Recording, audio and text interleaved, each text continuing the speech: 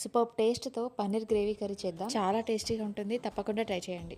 దీనికోసం ముందుగా 3 ఆనియన్లు తీసుకొని కట్ చేసుకొని దూరగా ఫ్రై చేసుకోండి. అందులోనే పచ్చిమిర్చి, టమాటా కూడా యాడ్ చేసి ఫ్రై చేసుకోండి. దీన్ని మిక్సీలో మెత్తని పేస్ట్లా చేసుకొని అందులోనే కాస్త కొత్తిమీర కూడా యాడ్ చేసుకొని పేస్ట్లా చేసి పక్కన పెట్టుకోండి.